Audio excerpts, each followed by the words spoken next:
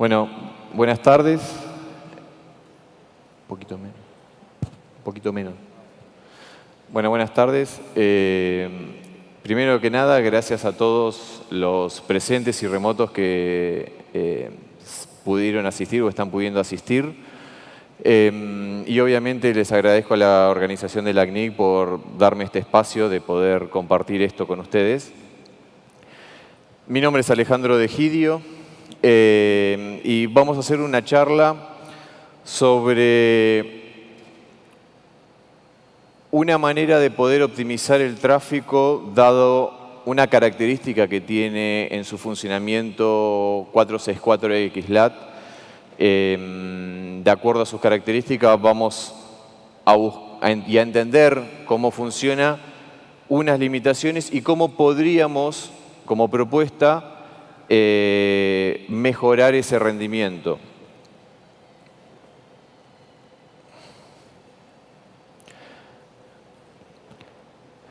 Un repaso sobre lo que vamos a estar viendo. Primero, ya que no es quizás tan popular esto, vamos a estar charlando sobre las características generales de este mecanismo de transición que es 464XLAT. Diferentes patrones o esquemas de tráfico que puede tener un service provider de acuerdo al estado de implementación de IPv4 e IPv6 en su red.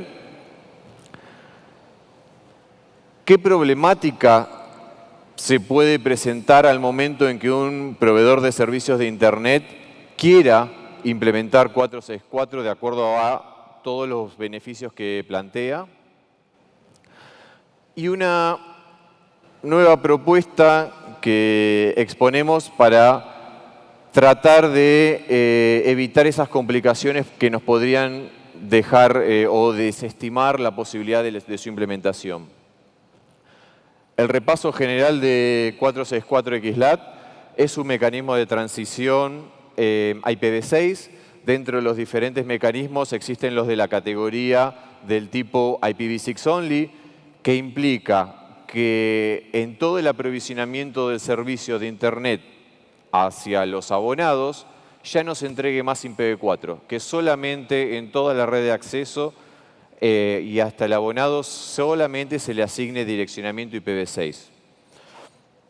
Originalmente este mecanismo fue diseñado para las redes móviles, luego se empezó a buscar la manera de cómo poder implementarse en las redes fijas.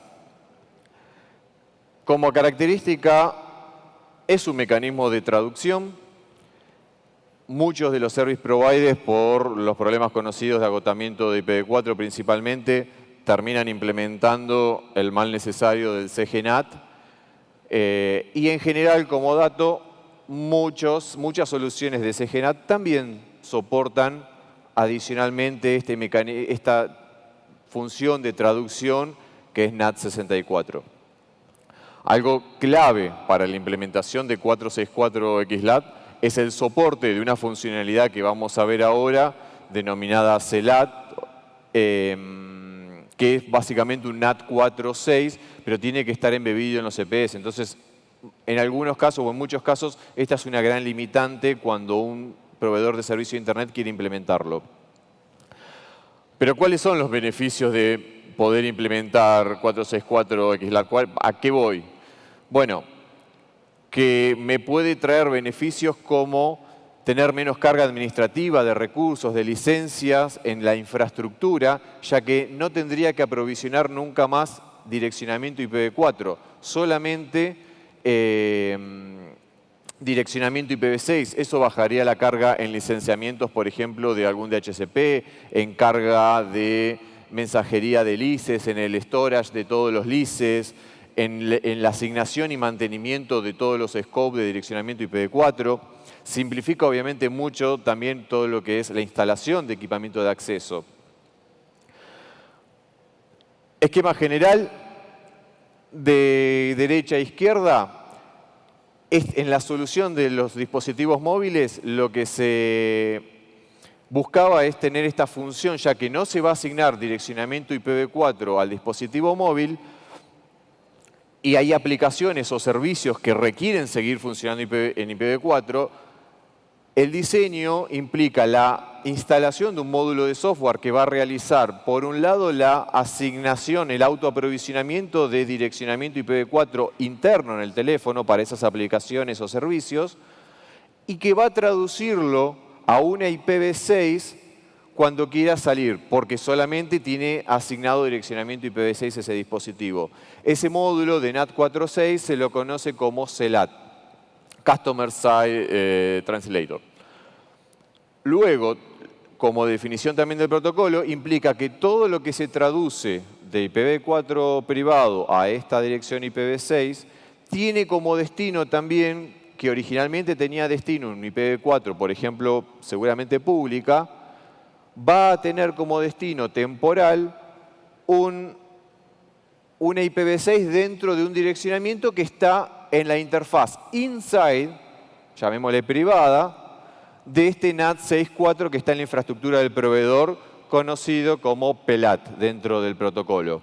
Una vez que llega ahí el tráfico, se traduce de esa IPv6 a una IPv4 pública y puede llegar a su destino final que quería originalmente el dispositivo móvil o la aplicación del dispositivo móvil. En las redes fijas se implementa el mismo esquema. La diferencia es que no podemos implementar este módulo de software en todos los dispositivos del abonado. Entonces, ¿qué? Se buscó un punto medio, que es el CPE.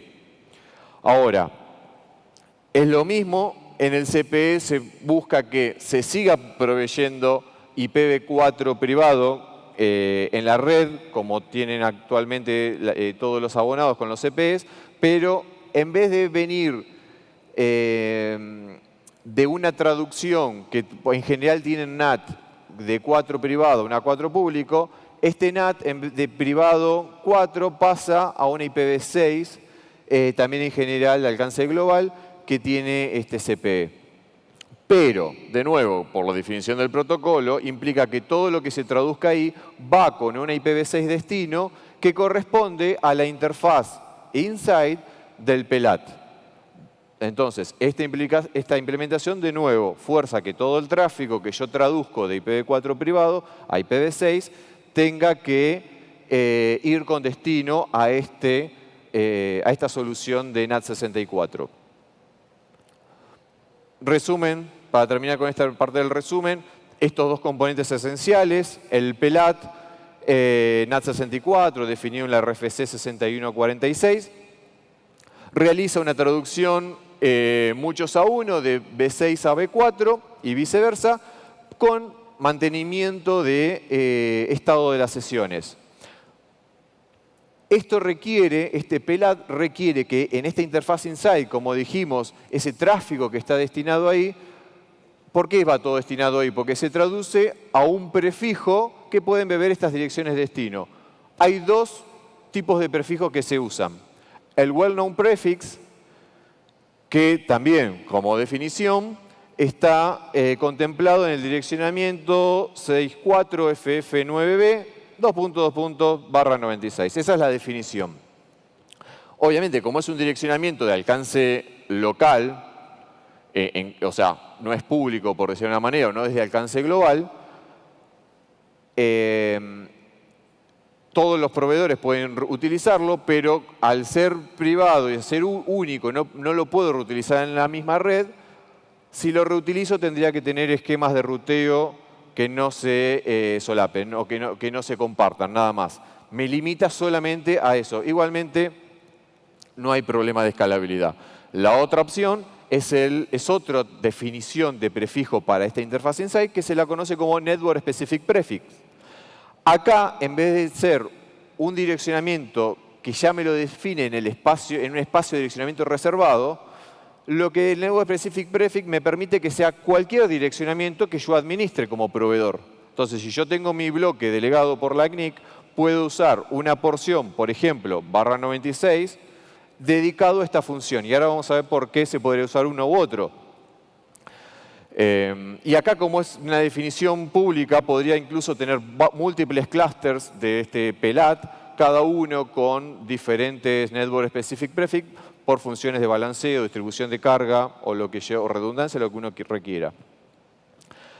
Por otro lado, tenemos el Customer Side Translator como componente esencial, que es el CELAT, este NAT46, pero stateless, sin estado, no mantiene una tabla de estados porque es totalmente determinística la traducción de B4 a B6 o viceversa si quiero recibir tráfico.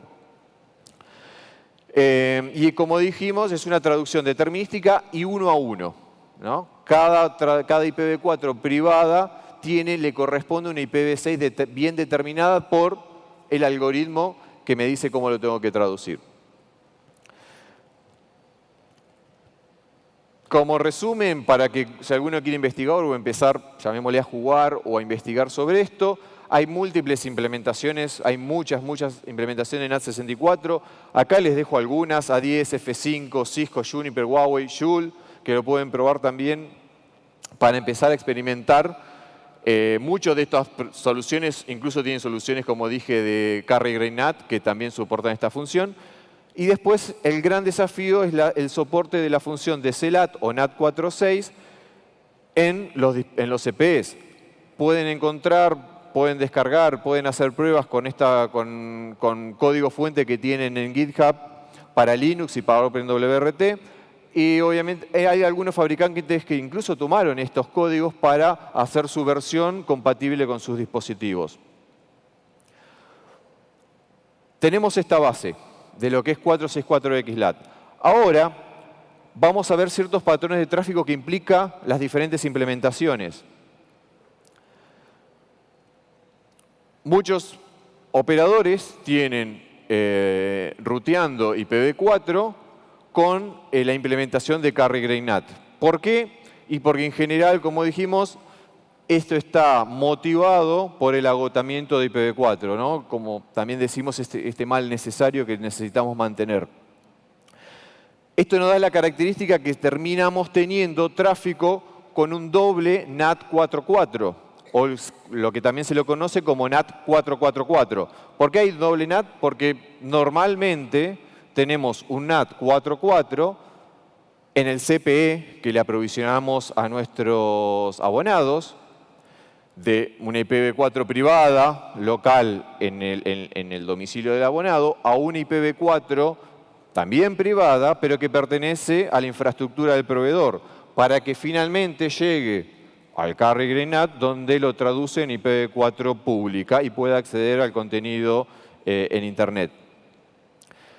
Esta implementación, si bien tiene los beneficios de permitirme reutilizar direcciones para múltiples abonados, tiene ciertas limitaciones que, por un lado, limita la posibilidad de conexiones externas hacia dispositivos del hogar de nuestros abonados. Y dependiendo de la implementación, de la tecnología y cómo esté configurado, puede darse la situación de que haya una disminución del rendimiento por el procesamiento de la traducción. Ahora, comparemos eso contra el perfil de tráfico que tenemos, o esquema de ruteo, para 464XLAT. Es similar. Tenemos dos puntos de NAT, en vez de ser doble NAT 44, lo que tenemos es en el CELAT un NAT 46 y luego el otro NAT, que es en la inversa, un NAT de 6 a 4 en el PELAT que está dentro de la infraestructura del proveedor de servicios. Obviamente, acá, si bien tenemos doble NAT, tenemos el beneficio de que ya no tenemos que aprovisionar direccionamiento IPv4 en la red de acceso. Ya dijimos que tenemos todos esos beneficios y toda esa simplicidad. Pero seguimos teniendo dos puntos de traducción. ¿Qué problema tenemos? Surge un problema a partir de un beneficio que encontramos los service providers a lo largo de estos años, que es la implementación de cierto esquema de bypass o evitar pasar tráfico IPv4 a través de las plataformas de Carrier y Grey NAT. ¿Qué pasa? A partir de que se implementa Carrier y Grey NAT para todos los dispositivos internos, me fuerza a que todo el tráfico que venga de Internet hacia mis dispositivos tenga que pasar por el Carrier y Grey NAT. Perfecto. Lo que buscamos con el bypass es que principalmente para las CDNs, que son los grandes proveedores de tráfico por el contenido popular que tienen, jugando con las tablas de ruteo públicas y privadas, cada proveedor lo hace de la manera que lo puede implementar, hacemos que el tráfico de algún servidor de CDN pública pueda entregar tráfico a una dirección privada. ¿Por qué? Porque está dentro de nuestra red. No tenemos problema con Internet porque está dentro de nuestra red. Nada evita que mezclemos las tablas de ruteo pública con las privadas. Esto genera, tenemos un punto de falla menor, o no, ya no lo tenemos, reducimos costo de infraestructura y reducimos también un posible punto de falla. La mayoría actualmente de las CDNs públicas conocidas lo soportan, pero hay que ver cada caso particular.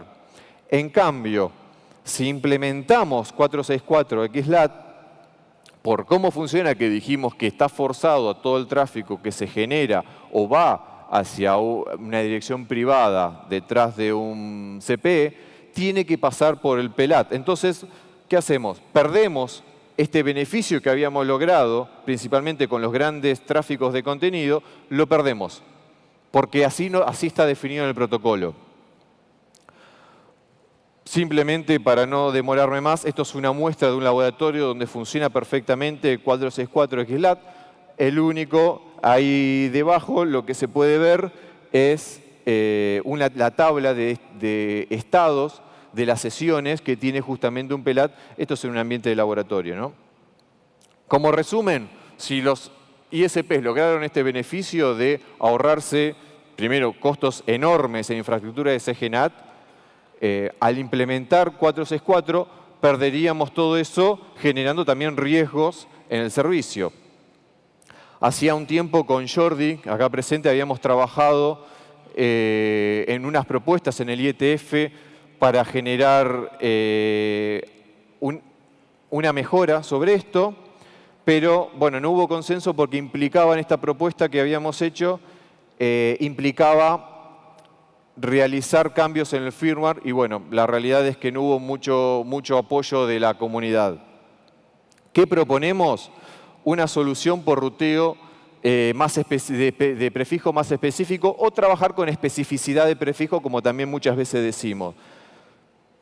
Lo que buscamos es, entonces, optimizar el tráfico, evitar el NAT64 para estos contenidos que estén en dual stack. ¿Cuál es el desafío? Que sea rentable, eficiente, que no tengamos que modificar protocolos con todo lo que implica, que sea de una fácil implementación, lo que implica el famoso bueno, bonito y barato. Y con esto nos lleva a volver a proponer esta idea de ruteo por especificidad de prefijos. Existe esta RFC, la 6052, que define cuáles son los algoritmos de definición para las traducciones. Habla sobre el Well-Known Prefix, que estoy acelerando porque queda poco tiempo, y el Network Specific Prefix.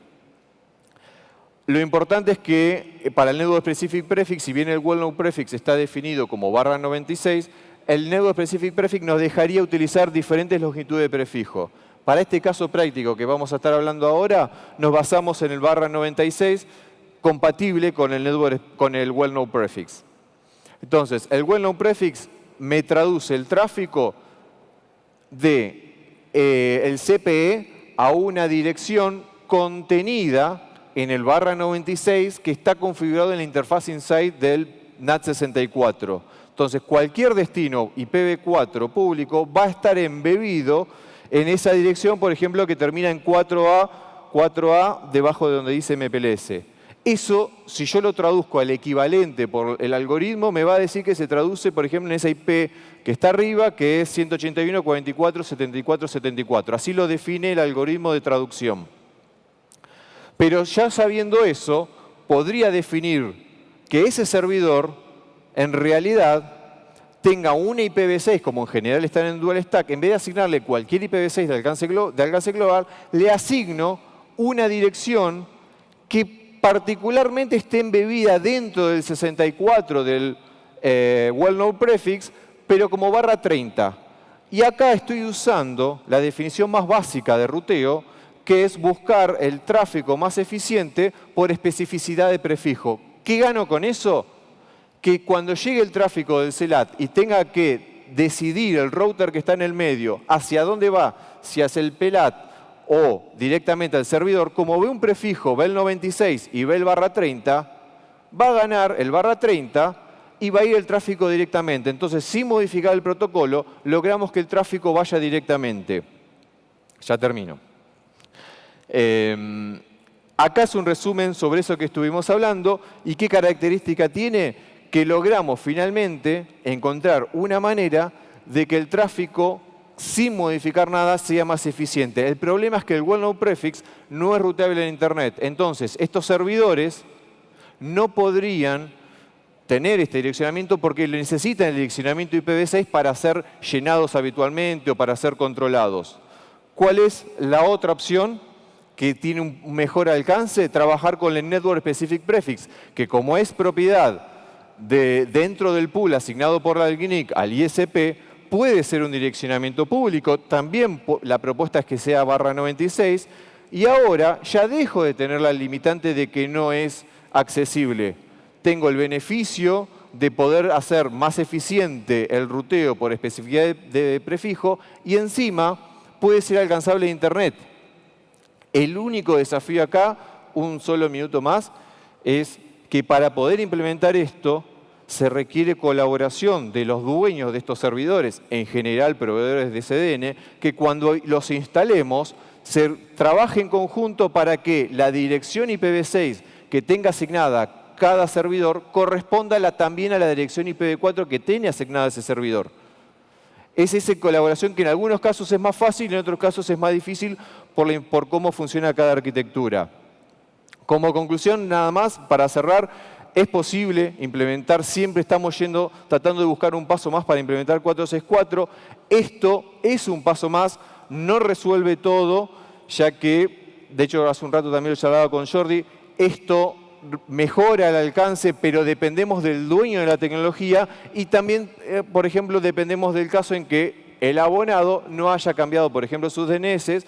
¿Por qué? Porque muchas veces la decisión de los proveedores de CDN para entregar el contenido asignan de acuerdo a cómo haya sido la resolución del DNS. Si usan DNS de Estados Unidos, seguramente le va a asignar un servidor de Estados Unidos para entregar ese contenido. Entonces el contenido va a pasar por el CELAT porque viene de Internet, no viene de la red interna. Nada más. Perdón por la demora extra. Muchas gracias por el espacio y si alguno tiene preguntas, con gusto trataré de atender.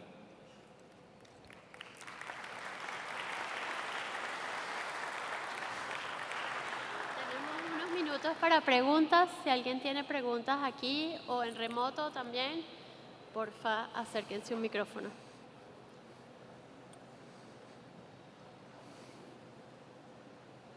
Hola. Hola, Norberto. Hola, soy Douglas. ¿Todo bien? Una pregunta que se repite a todo la CNIC, pero cuando hablamos de 464 XLAT, hablamos de OpenWRT, que es lindo.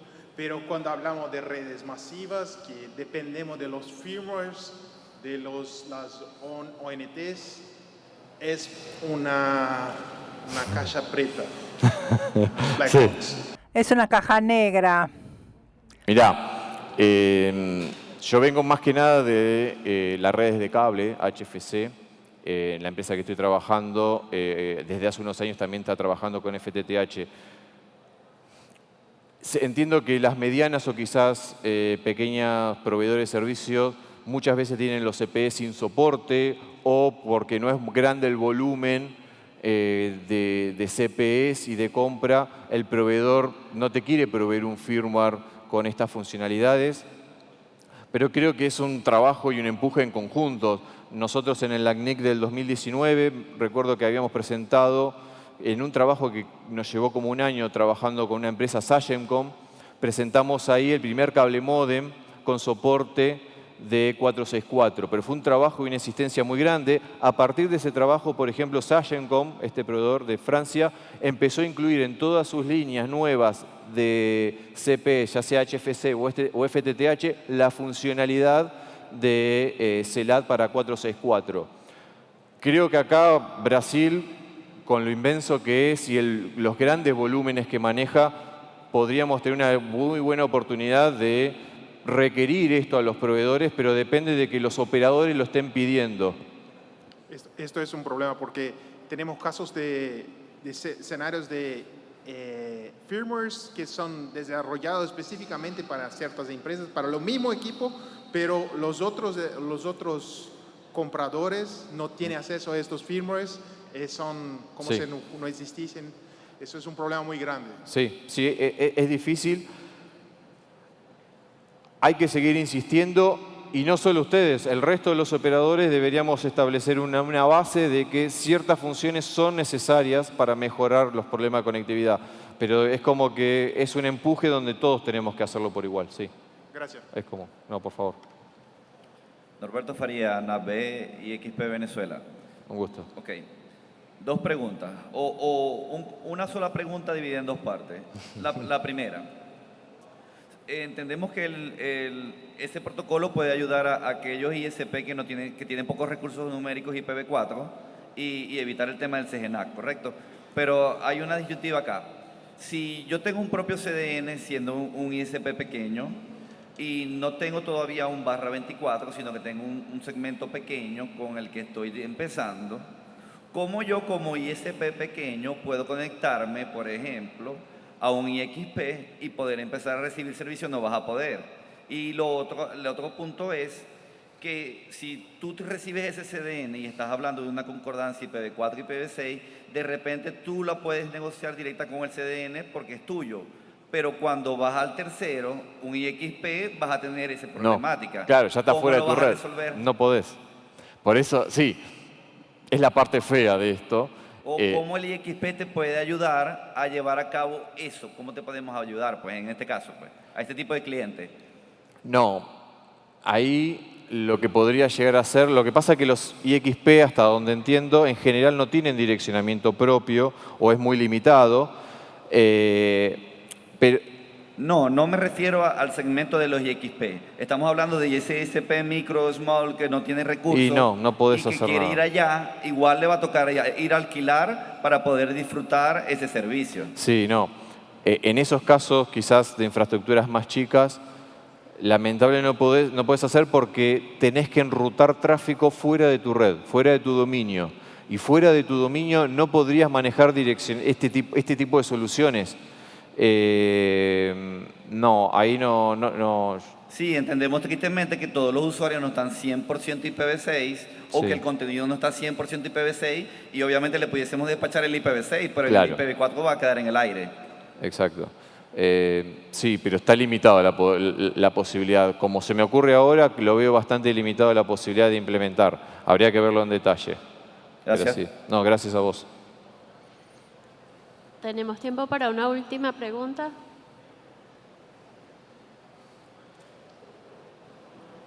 You're waiting. Jordi Palet, ¿Cómo lo andás? que preguntaba Douglas tiene un RFC. El RFC 8585 está publicado hace 4 o 5 años y obliga al soporte no solamente de CELAT, sino de otras funcionalidades. Lo que pasa es que tenemos que acostumbrarnos, cuando compramos CPEs, a pedir el pedirlo. cumplimiento de los RFCs, ni más ni menos. Sí. Y hay un mercado inmenso de fabricantes de CPEs y no estamos restringidos. Yo he hecho aproximadamente 50 despliegues en varios países del mundo de 464XLAT y todavía no me he encontrado ningún problema para encontrar un CPE adecuado a cada caso o incluso, en algunos casos, utilizar una versión desarrollada a propósito de OpenWRT para CPEs existentes. Sí, ese caso es real, es verdad lo que dice Jordi.